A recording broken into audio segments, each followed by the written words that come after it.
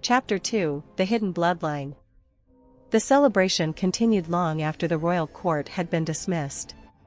Throughout the capital of Eryndor, silver blossoms still drifted gently through the air. Children laughed as glowing petals settled upon their hair. Shopkeepers paused their work to admire flowering branches that had stood barren only hours before. Temple bells echoed from every district. Many called it a miracle. Others called it a blessing. Only a handful within the palace understood that miracles rarely arrived without consequences. As evening settled over the royal city, Lyra stood alone on the balcony of a guest chamber overlooking the palace gardens. She had never seen a room like this. Soft candlelight reflected from polished oak furniture.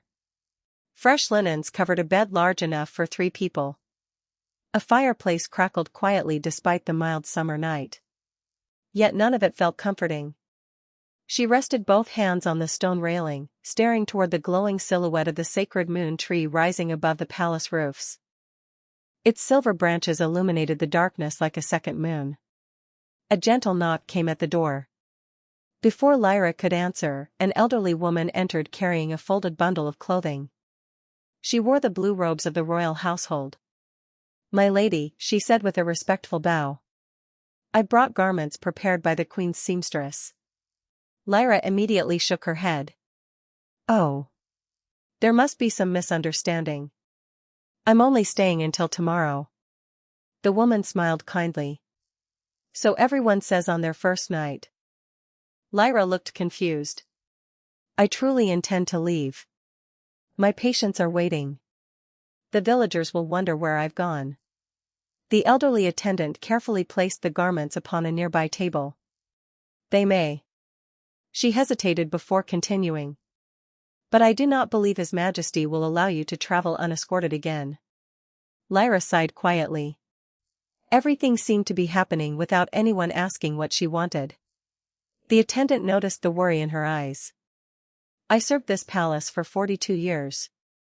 I have learned something. When history arrives, it rarely knocks politely." After offering another respectful bow, she quietly departed, leaving Lyra alone once more. Across the palace, King Rowan stood inside the Hall of Maps. Unlike the ceremonial beauty of the Moon Court, this chamber existed for strategy. Its walls were covered with enormous maps of neighboring kingdoms. Colored markers identified military garrisons, trade routes, mountain passes, and ancient ruins. Around a circular table stood the kingdom's most trusted advisors. No servants were present. No scribes. Only those whose loyalty had been proven over decades. Rowan rested one hand upon the map of the continent. "We have little time."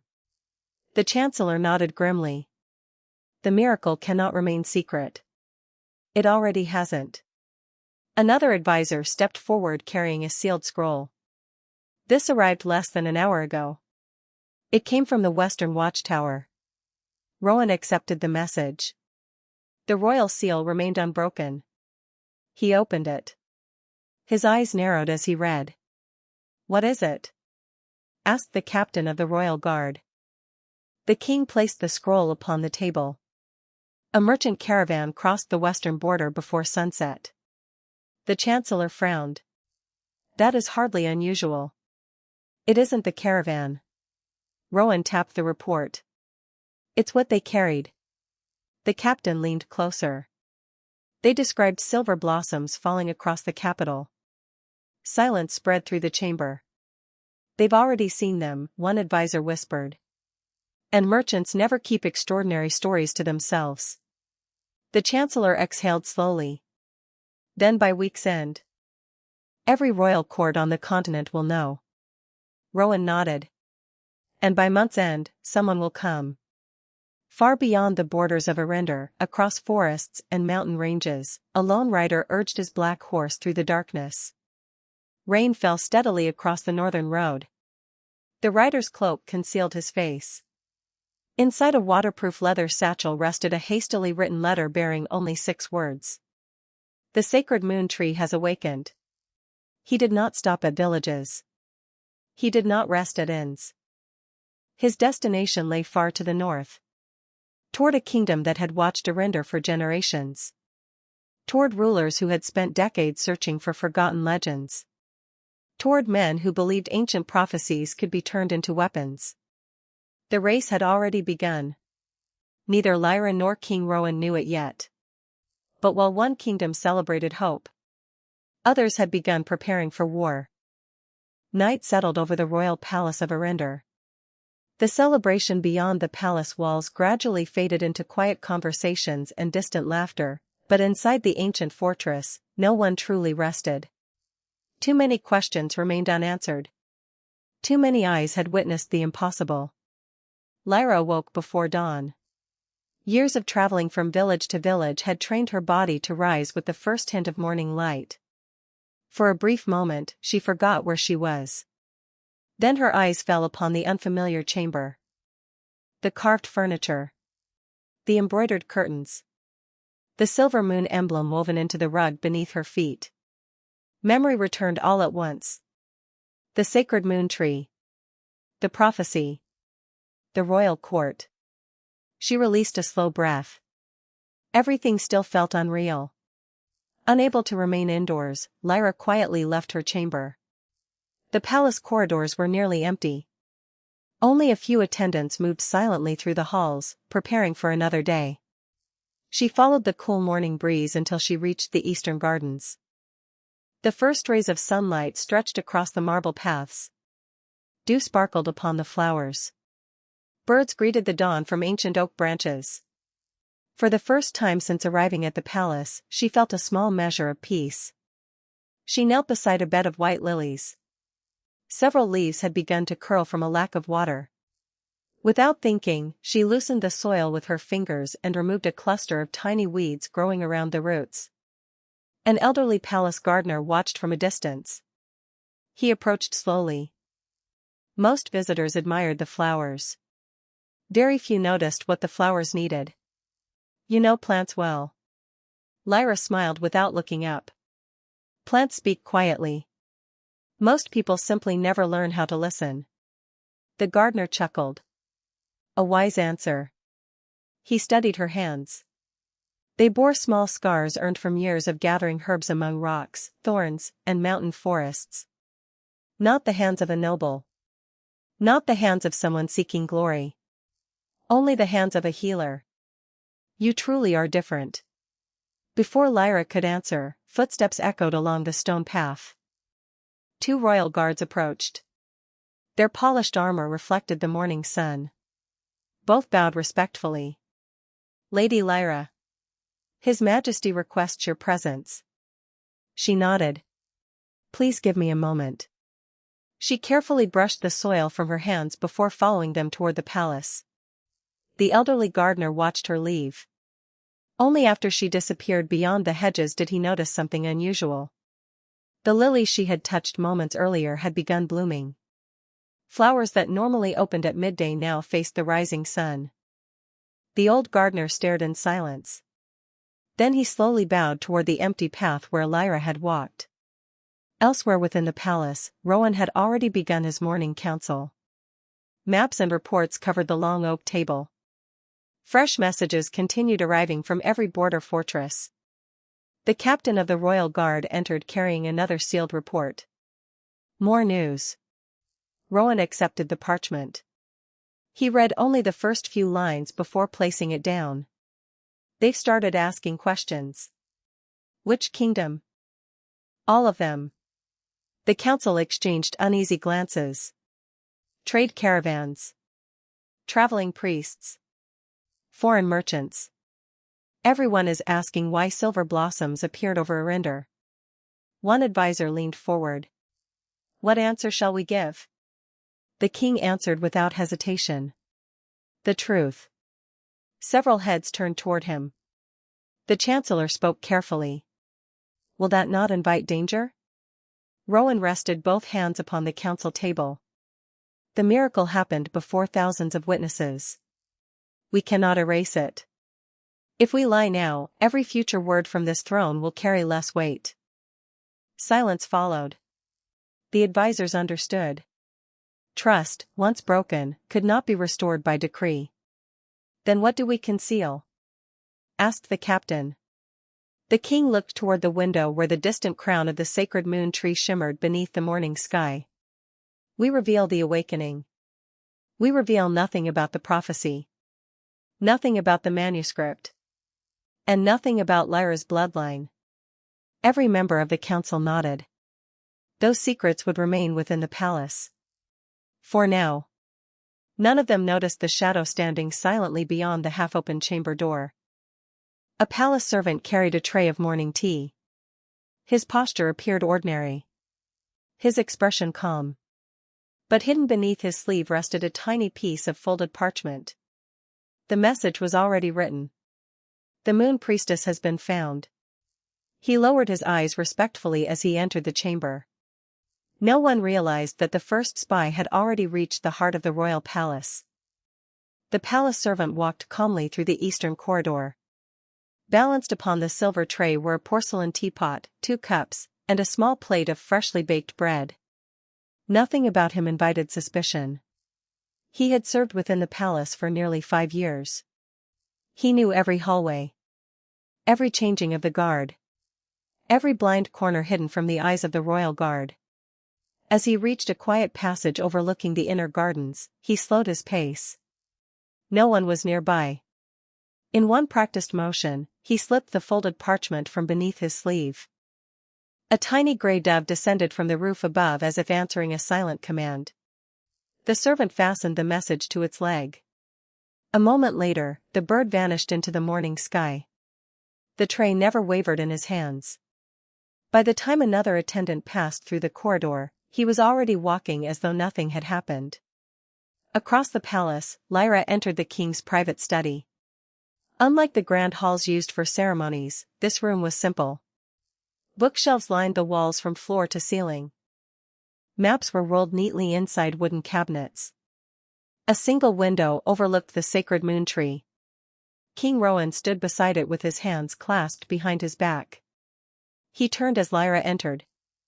"Thank you for coming." Lyra bowed politely. "You wished to see me, Your Majesty. Please. Sit." She hesitated before taking the chair opposite his desk. For a few moments, neither of them spoke. Rowan poured tea into 2 cups. He placed one before Lyra. "You look tired." She offered a faint smile. "I have slept beneath wagons during storms. Yet last night may have been the most restless night of my life." A quiet laugh escaped the king. "I expected as much." The tension eased slightly. Lyra wrapped both hands around the warm cup. "May I ask you something?" "Of course." "Why are you helping me?" The question lingered between them. "You scarcely know me. Half your court believes I am part of an ancient prophecy. The other half probably fears what I might become. Yet you continue protecting me." Rowan considered his answer carefully. "When I became king, my father gave me one lesson above all others. Power reveals character. Not only in those who possess it, but in those who stand before it." He looked directly at her. Yesterday, every person in the moon court revealed who they truly were. Some saw opportunity. Some saw fear. Some saw ambition. Then he paused. "You saw wilted herbs that needed to reach sick people." Lyra lowered her eyes. "Anyone would have worried." "No. Not everyone." The king leaned back slightly. "That is why I trust you." Before Lyra could respond, a sharp knock interrupted the conversation. "Enter." The captain of the royal guard stepped inside. His expression was unusually tense. "Forgive the interruption, Your Majesty. We have discovered something." Rowan rose immediately. "Report." One of the Western watch posts found fresh horse tracks leaving the capital before sunrise.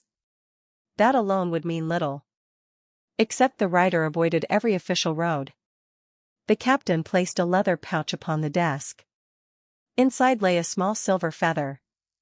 Lyra recognized it instantly. "Messenger dove." The captain nodded. "Our scouts found this where the bird had been released. Someone inside the palace sent a message before dawn.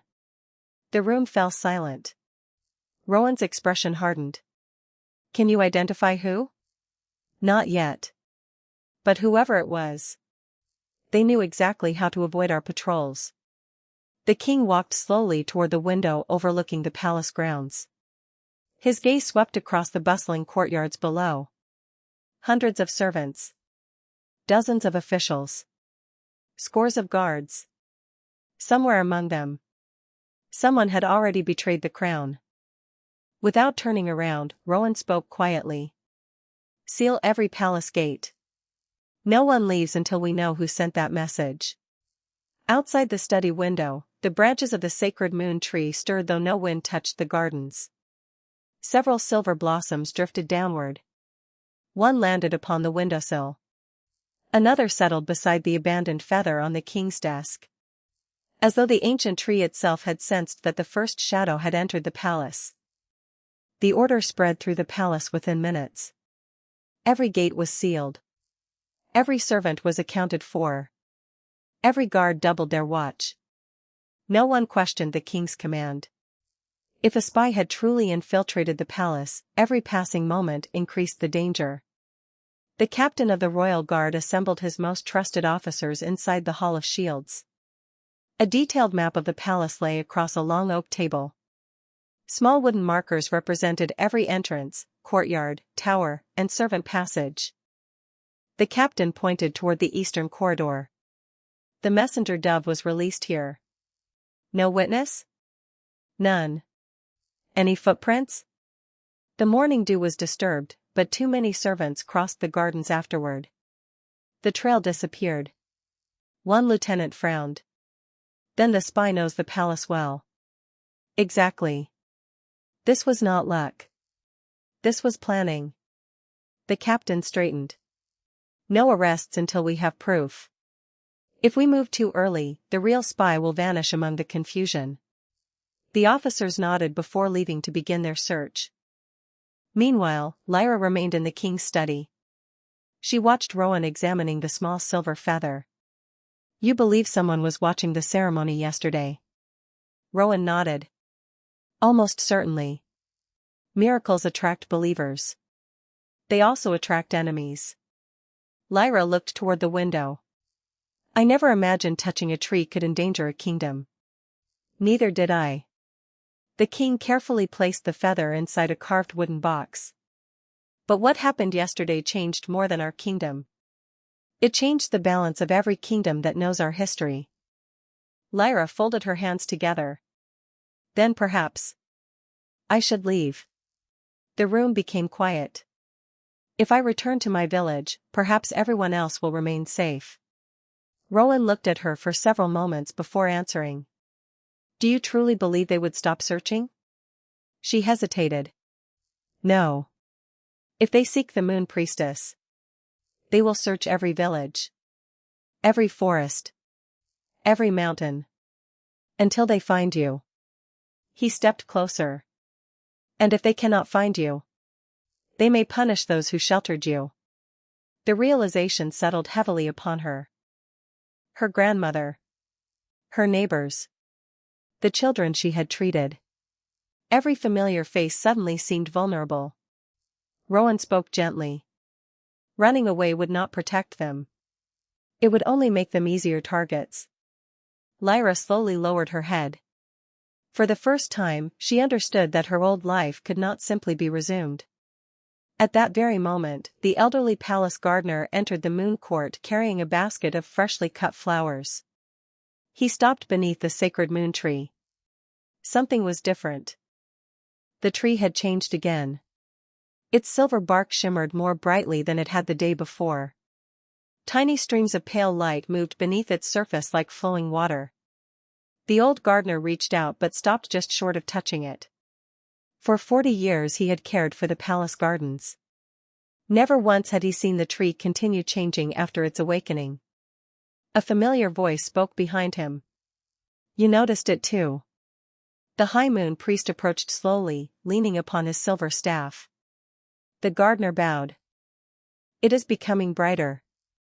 The priest nodded. The awakening was only the beginning. The gardener looked up into the immense canopy. What is it doing? The High Moon Priest watched countless silver leaves dancing gently overhead. It is waiting. Waiting for what? The old priest's eyes rested upon the palace beyond the gardens. For the one it chose. Far beyond the borders of Eryndor, the grey messenger dove finally descended upon the balcony of a stone fortress built high among frozen cliffs. A gloved hand caught the bird before it could rest. The message was removed with practiced efficiency. Within moments, the folded parchment reached the hands of a tall man dressed in a dark military cloak trimmed with white wolf fur. His pale blue eyes moved quickly across the single sentence. The Moon Priestess has been found. For several seconds, he said nothing. Then a faint smile appeared. After 15 years. So the legends were true. He folded the message carefully and looked south through the fortress window. Beyond endless mountains lay the Kingdom of Eryndor. Prepare the delegation. His commander looked surprised. A diplomatic visit, Your Highness? The man continued staring toward the distant horizon. No. His voice remained calm. A hunt. Outside, icy winds howled across the northern peaks. Far away, beneath the blooming branches of the sacred moon tree, neither Lyra nor King Rowan realized that the first enemy had already begun moving toward Eryndor. Morning passed beneath an uneasy silence. Although the palace continued its daily routines, everyone sensed that something had changed. Servants spoke more quietly. Guards watched every corridor with sharper eyes. Even the birds seemed reluctant to sing beneath the silver branches of the sacred moon tree. King Rowan ordered a complete review of every person who had entered or left the palace during the previous 3 days. The Hall of Records became a hive of activity. Royal clerks searched through ledgers. Gate captains compared patrol schedules. Messengers retraced every official delivery. Nothing was overlooked. Hours passed. No answer emerged. The spy had left almost no trace. The captain of the royal guard studied the reports spread across a long table. Too clean. One lieutenant looked puzzled. What do you mean? No mistakes. No missing names. No broken schedules. Whoever planned this understood exactly how we investigate. The captain folded another report. We're not searching for an amateur. We're searching for someone who has lived among us. The realization weighed heavily upon every officer in the room. Elsewhere, Lyra had asked permission to visit the palace infirmary. Rowan agreed on one condition. 4 guards would accompany her. She protested only once. After remembering the king's warning about those she cared for, she quietly accepted. The infirmary occupied a peaceful stone building overlooking the southern gardens. Inside, physicians and apprentices moved between rows of patients recovering from illness and injury. The moment Lyra entered, she forgot the palace. She forgot the prophecy. She forgot the throne. An elderly cook had burned her arm preparing bread before sunrise. A stable boy had injured his ankle after falling from a young horse. One apprentice struggled to calm a frightened child suffering from fever. Lyra moved naturally from one patient to another. She cooled the cook's burn with a soothing herbal paste. She adjusted the stable boy's bandage before showing him gentle exercises to reduce swelling. She sat beside the frightened child until the tears slowly stopped. The physicians watched in silence. One of them finally spoke. She treats everyone as though they were family. Another nodded. That cannot be taught. From the doorway, Rowan observed without announcing his presence. No one bowed. No one noticed him. Every eye remained on Lyra. She smiled as the little boy with the fever finally accepted a cup of medicine. The child looked up at her. Will I get better? Lyra brushed a strand of hair away from his forehead. Yes. Your body is already fighting for you. We're only giving it a little help. The boy smiled for the first time that morning. Rowan quietly turned away. The captain, standing beside him, spoke in a low voice. You were right. About what? She never seeks attention. The king nodded. She doesn't even notice when she has it. As Lyra prepared to leave the infirmary, one of the older physicians hurried toward her carrying a small wooden box. Lady Lyra. She looked surprised. Yes? Inside this box are dried herbs that have puzzled us for years. No one has identified them. Would you take a look? Lyra opened the lid. Her expression immediately changed. Where did you find these? The physician answered. Hidden inside an abandoned shrine near the eastern forest. She gently lifted one fragile stem. These aren't ordinary herbs. They're moon sage. The room fell silent. One apprentice frowned. Moon sage? I thought it existed only in old stories. Lyra slowly shook her head. No. It exists. But it only grows where moon priestesses once performed healing rites. Several physicians exchanged startled glances. One whispered. Then the shrine. Lyra looked toward the distant silhouette of the sacred moon tree through the open window. It wasn't abandoned. People simply forgot what it was. Before anyone could speak again, a palace bell rang sharply across the courtyard. Once. Twice. 3 times. Every guard immediately straightened. The captain's face became grim. That signal. Rowan stepped forward. Report. A breathless messenger ran into the infirmary. Your Majesty. A foreign delegation has arrived at the northern gate. They carry no royal banner. Only a white flag. The messenger swallowed before continuing. Their leader refuses to give his name. He says only one thing. He has come. For the woman chosen by the sacred moon tree. The infirmary fell completely silent. Even the patients sensed that the atmosphere had changed. The messenger remained kneeling, waiting for the king's command. Rowan spoke without raising his voice. How many? 12 riders. All armed. But they surrendered their weapons before reaching the outer gate. The captain of the royal guard frowned. Disciplined. Rowan nodded. Very. They know our customs. The messenger continued. Their horses are exhausted. They've ridden without stopping for several days. The king looked toward the captain. Keep them outside the inner palace. No one enters until I permit it. Yes, Your Majesty. The captain departed immediately, followed by 2 guards. Lyra watched the hurried movement around her. They came because of me.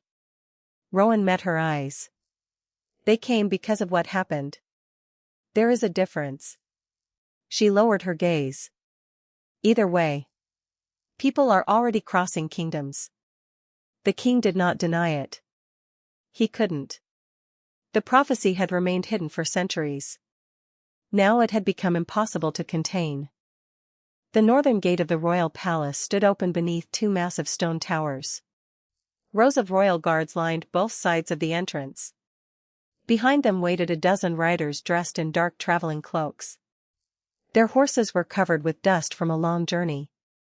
At their head stood a tall young man whose posture revealed years of military training. Although he wore no crown, no one mistook him for an ordinary traveler. His calm confidence filled the courtyard. The captain of the royal guard approached. State your name. The traveler remained composed. My name is not important. Your purpose is. I seek an audience with the Alpha King. On whose authority? The traveler smiled faintly. On behalf of my sovereign. The captain studied him carefully. Then display your kingdom's banner. The smile slowly disappeared. Not today. The surrounding guards tightened their grip on their spears. The captain's voice became colder. Every official delegation enters beneath its own banner. Why conceal yours? Because banners announce intentions. Mine would end this conversation before it began.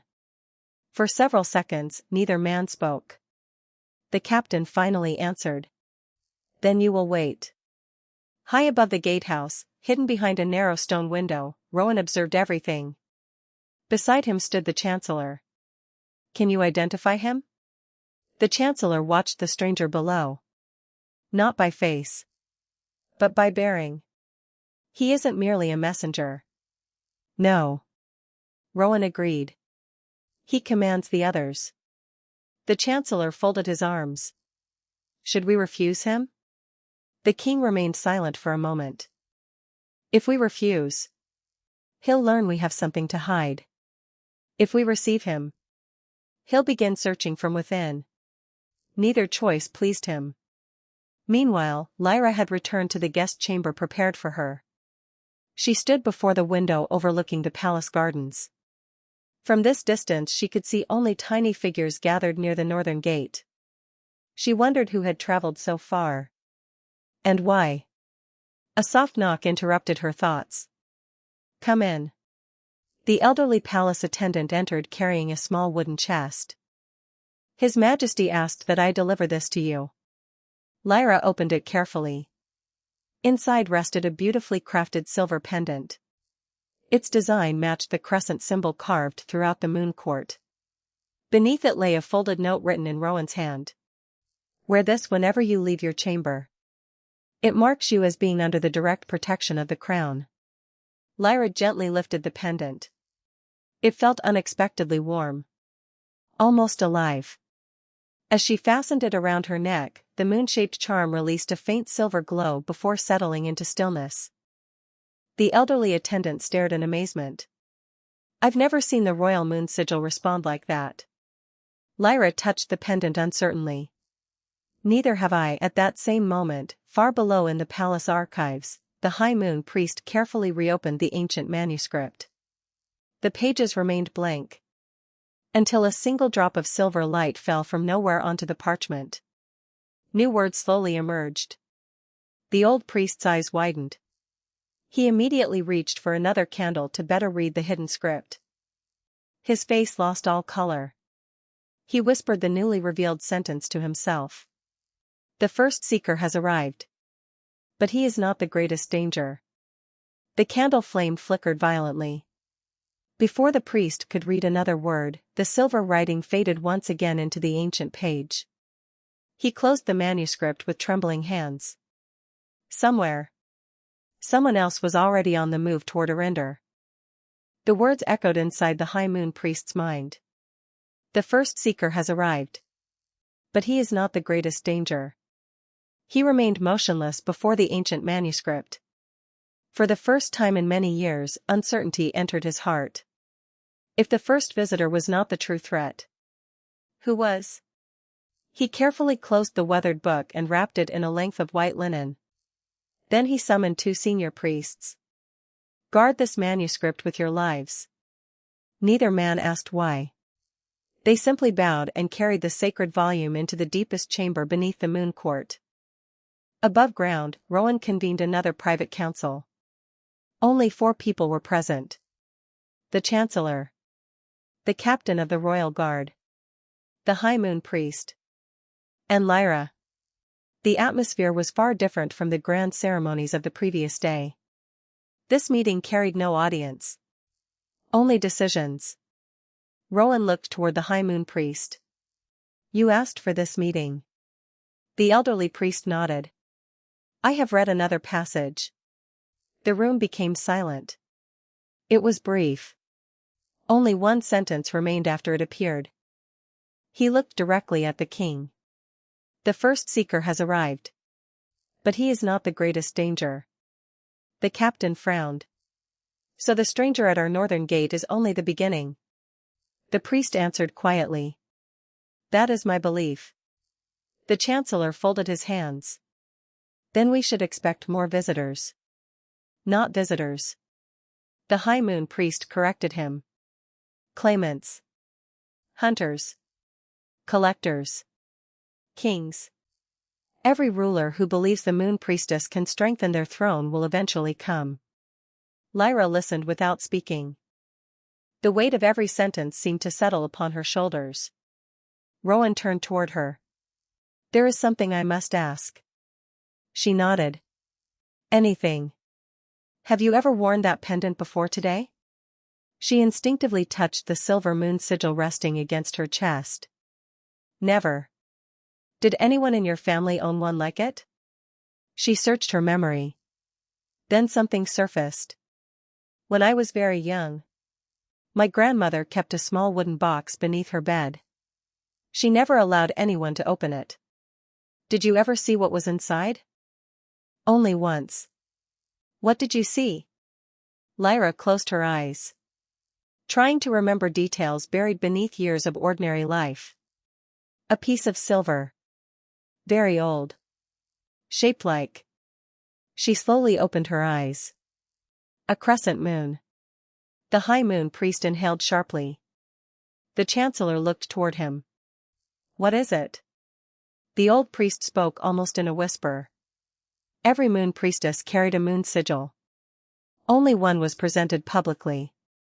The second remained hidden within her family, as proof of the bloodline. The room fell silent again. If Lyra's grandmother truly possessed such an heirloom, then the prophecy rested upon more than faith. It rested upon evidence. A sudden knock interrupted the meeting. The captain opened the door. One of his officers entered and saluted. "Your Majesty. The foreign delegation has sent a message." He handed over a sealed parchment. Rowan broke the wax seal. Inside was only a single line. "I request no audience with the court. Only one conversation with Lyra Vale." No signature appeared beneath the sentence. The captain spoke immediately. "Refuse it."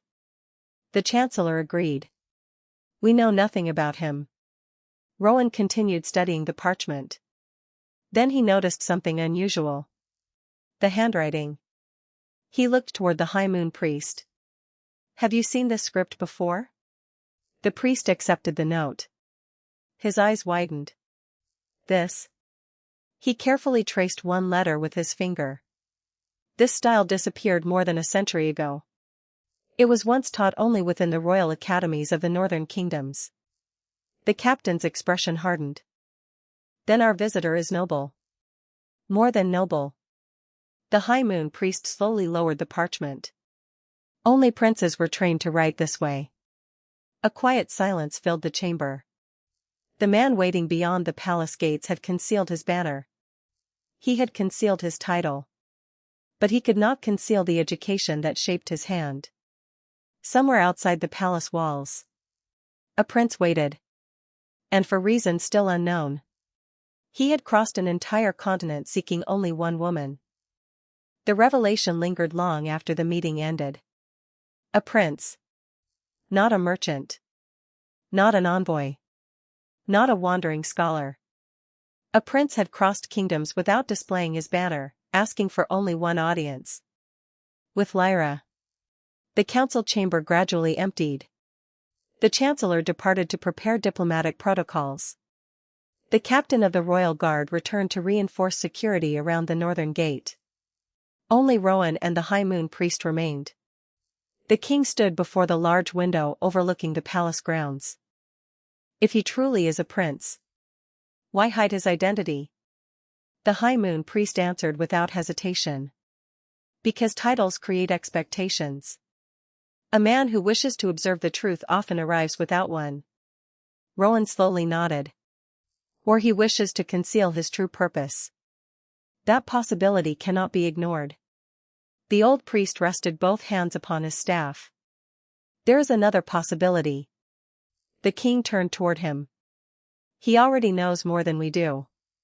Elsewhere in the palace, Lyra wandered through the royal library. She had asked permission to learn more about the Moon Priestesses. A young librarian guided her through endless rows of ancient shelves. Every volume related to the sacred moon had been placed upon a large reading table. Lyra opened the first book. Most of the pages described ceremonies, seasonal festivals, healing traditions. Nothing explained who the Moon Priestesses truly were. She opened another. Then another. Every account ended the same way. Their history vanished. As though someone had deliberately erased it. The librarian noticed her frustration. Many scholars searched for the missing records. No one ever found them. Lyra gently closed another worn volume. History does not disappear by itself. The librarian looked at her with surprise. No. Someone must have wanted it forgotten. A soft breeze drifted through the open windows. Several silver petals floated into the library. One landed upon the page of an old leather-bound book resting alone on a distant shelf. The librarian frowned. That book has been locked for decades. Lyra approached. The silver petal rested upon its faded cover. Without thinking, she brushed it away. A faint click echoed through the quiet library. The rusted clasp unlocked by itself. The librarian stepped back in astonishment. No key touched it. Lyra carefully lifted the cover.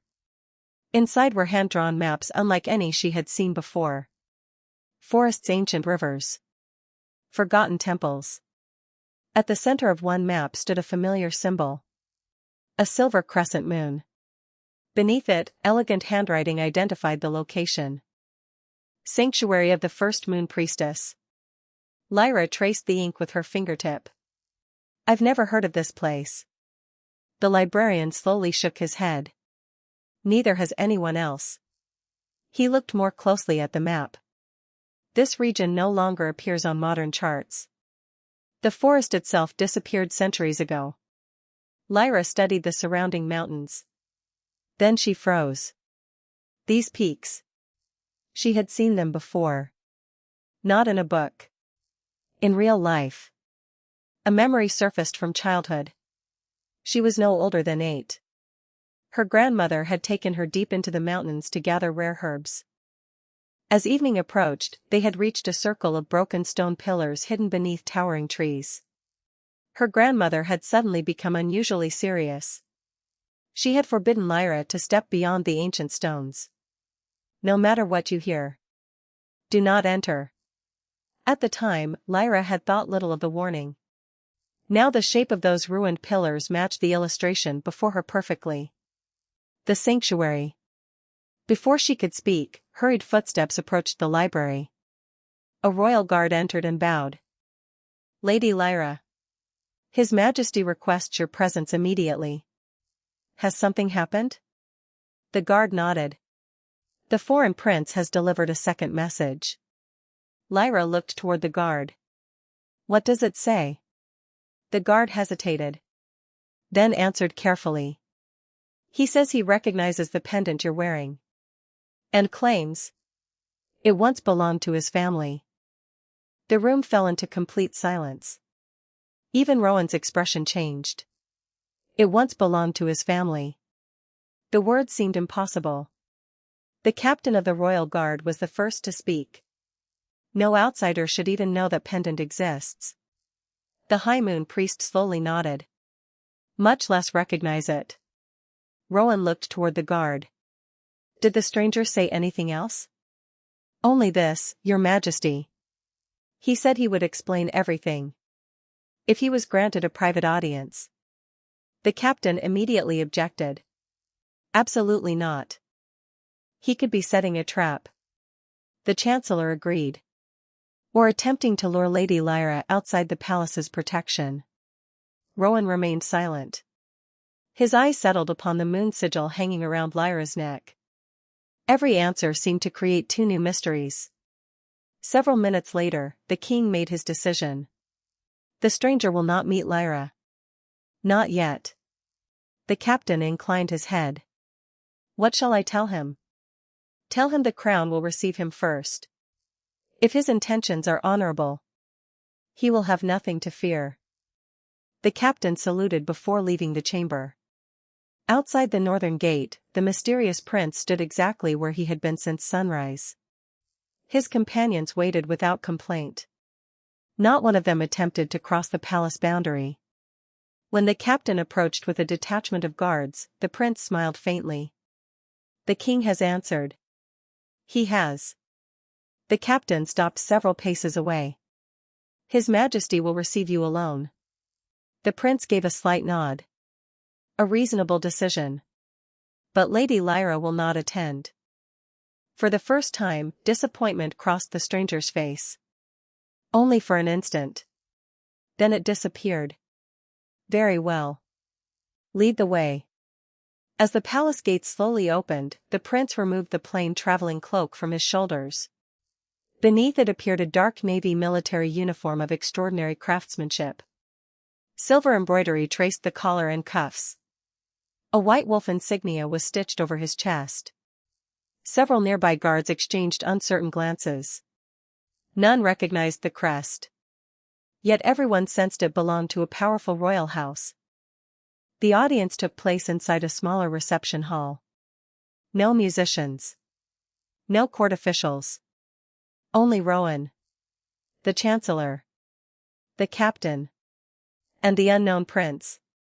The visitor bowed with flawless etiquette. Your Majesty. King Rowan studied him carefully. Young. Perhaps 30. Calm. Confident.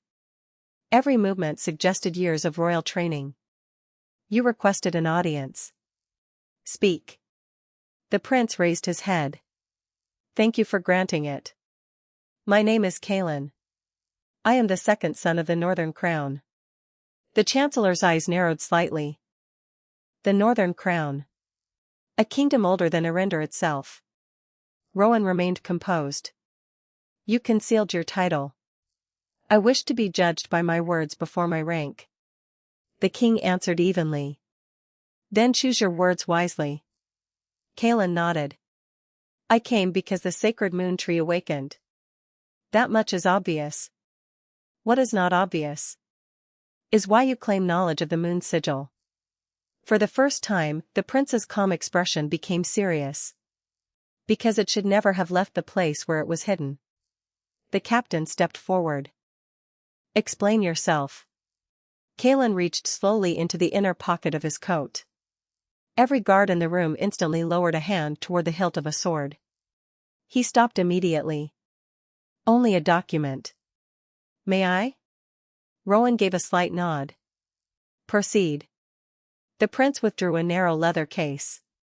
Inside rested an ancient piece of yellowed parchment. Its edges had nearly crumbled with age. He carefully unfolded it across the table. The ink had faded. But one illustration remained unmistakably clear. 2 matching silver pendants. Identical in shape. Identical in craftsmanship. One was labeled Moon Priestess. The other, Guardian of the North. The room became perfectly still. Kalen looked directly at Rowan. There were never one Moon Sigil. There were always 2. One protected the priestess. The other protected her bloodline. He slowly lifted his eyes toward the palace gardens beyond the window. If Lady Lyra truly wears the first, then somewhere, the second has awakened as well. The reception hall remained silent. No one moved. No one looked away from the ancient parchment lying upon the table. 2 moon sigils. Not one. The high moon priest slowly stepped closer. His weathered fingers hovered above the faded illustration without touching it. For decades, he whispered, we believed every surviving record had been lost. Kalen looked at him calmly. Not every record. Some were taken north long before the moon priestesses disappeared. To preserve them. Or to hide them? Asked Rowan. The prince met the king's gaze. Both. The king folded his hands behind his back. You have traveled a great distance. I assume you did not come only to share an old drawing. No. Kalen answered without hesitation. I came because time is running out. The chancellor frowned. Explain. The prince pointed toward the illustration. The moon sigils were never ornaments. They were seals. What did they seal? For a brief moment, hesitation crossed his face. Then he spoke. A path. The room grew quiet again. A path to where? Asked Rowan. Kaelin slowly rolled the parchment closed. That is a truth my family swore to reveal only after the sacred moon tree awakened. The High Moon Priest lowered his eyes. Then the awakening has triggered more than one ancient covenant. It has. At that moment, the doors of the reception hall opened. A royal guard entered hurriedly. Your Majesty. Forgive the interruption. The captain immediately recognized the urgency in the man's voice. Report. Scouts have returned from the eastern mountains. Rowan nodded. Continue. The guard placed a leather map case upon the table. 3 abandoned shrines have begun emitting silver light since sunrise. Lyra looked up in surprise. The shrines. The guard pointed to the marked locations. One lies near the old forest road. Another beside the river Aster. The third. His finger stopped on the map. Is hidden within the mountain valley where Lady Lyra grew up. Lyra's heart skipped. Her village. The room became still. The memory from the royal library returned instantly. The ruined stone pillars. Her grandmother's warning. Do not enter. No matter what you hear. She slowly realized those words had never been spoken out of fear. They had been spoken out of protection. The High Moon Priest leaned over the map. These shrines have slept for centuries. Why awaken now? Kaelin answered quietly. Because they are responding to the Moon Priestess. Not the tree. Every eye turned toward Lyra. She instinctively stepped back. I have never even visited 2 of those places. You don't have to. The prince replied. If the ancient records are correct. They recognize your blood. Not your footsteps. A deep sound suddenly rolled across the palace. Low. Ancient. Powerful. The windows trembled. Candles flickered. Every person in the hall looked toward the palace gardens. Far beyond the marble walls, the sacred moon tree shone brighter than ever before. Its silver branches stretched toward the evening sky. Then, one enormous branch slowly turned. Not with the movement of wind, but with unmistakable purpose. It pointed toward the eastern mountains. Toward the valley marked upon the map. The High Moon Priest whispered in awe. It is guiding us. Rowan never took his eyes from the glowing tree. No. His voice remained calm. It is summoning us. As twilight settled over Eryndor, preparations quietly began throughout the palace. The royal guard assembled an escort. The High Moon Priest gathered the sacred relics that had remained untouched for generations. The Chancellor organized provisions for a journey no one had expected to make. In her chamber, Lyra stood before the window, looking toward the distant mountains where she had spent her childhood. She had left that valley believing it contained nothing more than memories. Now she knew it held answers. Perhaps even the truth about her family. Across another wing of the palace, Rowan stood alone beneath the light of the awakened sacred moon tree. He understood that protecting the kingdom would no longer mean remaining behind its walls. For the first time since ascending the throne, his path would lead beyond the capital. Toward forgotten sanctuaries. Toward ancient secrets. And toward an enemy who was already moving through the shadows. The journey had begun.